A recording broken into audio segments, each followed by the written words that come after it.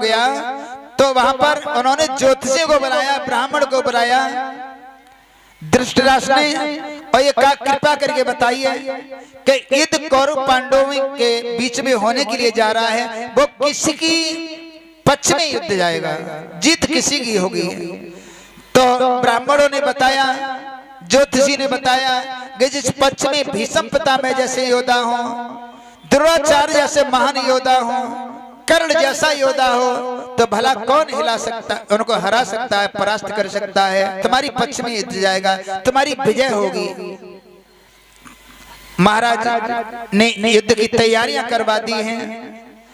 जब युद्ध में कई कुरुक्षेत्र के मैदान में कौरवों की तरफ से कई वीर योद्धा धराशायी हो गए, तो उसी समय महाराज धृतराष्ट्र ने फिर दोबारा ज्योतिषी को बुलवाया और कहा कि कृपा करके बताइए, आपने तो ये कहा था कि ये कौरवों के पक्ष में युद्ध जीता जाएगा, लेकिन मेरे तो कई वीर योद्धा धराशायी हो गए, अब भला मुझे कौन जिताने वाला है? तुम्हारी ये ज्योतिषी बता रही थी।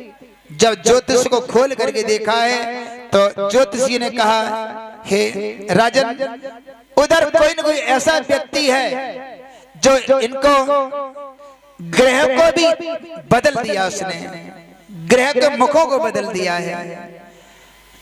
कोई ऐसा व्यक्ति है, बताया कौन व्यक्ति है? तब बताया, ज्योतिषी ने ध्यान से देखा और कहा कि कृष्ण पांडवों की नीति में है, कृष्ण पांडवों के साथ में है, और कृष्ण वो समर्थवान है कि ग्रहों को भी बदल सकते हैं, केवल वो कृष्ण है।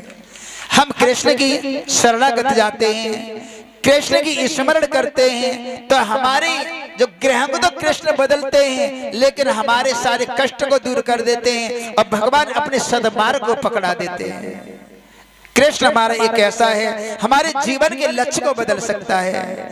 हमारे जीवन में कितना ही कष्ट आने वाला हो, लेकिन कृष्ण की शरणागत लेते हैं, कृष्ण के चरण पकड़ लेते हैं, तो कृष्ण फिर हमें बचा लेता है। प्यारे, एक मछुआरा था, मछुआरा मछली पकड़ने के लिए जाता था, मछली पकड़ने के लिए जाता था, लेकिन उसे एक सुनहरी मछली, सोने जैसी मछली दिखाई देती थी, और वो सुबह सुबह मछुआरा इस प्रतीक्षा करके जाता था कि मैं आज उस सुनहरी मछली को पकड़ के लेके आऊंगा, सोने वाली मछली को पकड़ के लेके आऊंगा।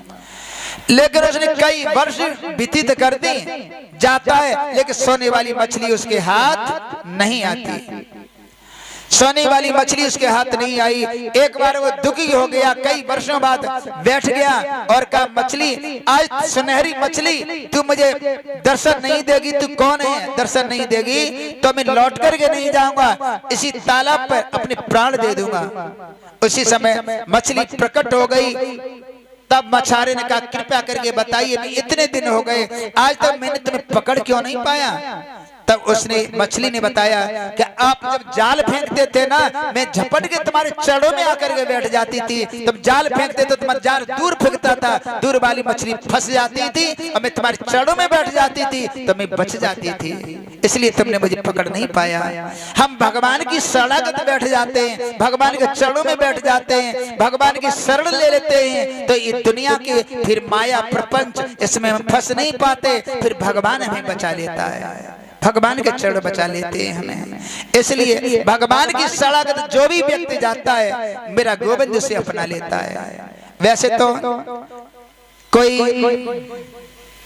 उड़ीसा के एक कोई संत हैं, उन्होंने भविष्यवाणी की है 2026 से लेकर के 2032 तक हमारी जो विश्व की संख्या बताई 8 अरब बताई है। 8 अरब में 2032 तक कोई ऐसा समय आएगा जो हमारे विश्व की संख्या 60 करोड़ रह जाएगी, सारी सृष्टि समाप्त हो जाएगी। 60 करोड़ 8 अरब संख्या बताई है, उसमें 60 करोड़ संख्या रह जाएगी, और सबसे ज्यादा संख्या रहेगी तो हमारी हिंदुस्तान की रहेगी, भारत की रहेगी। इसमें 30 करोड़ में तो पूरा विश्व होगा, पूरे राज्य होंगे, लेकिन 30 करोड़ हमारी भारतीय संख्या फिर भी बाकी रह जाएगी, क्योंकि हमारे भारत में परमात्मा को जानते हैं, धर्म को जानते हैं, और जो धर्म को जानता है परमात्मा की शरण लेता है, परमात्मा उसे आकर के बचा लेता है।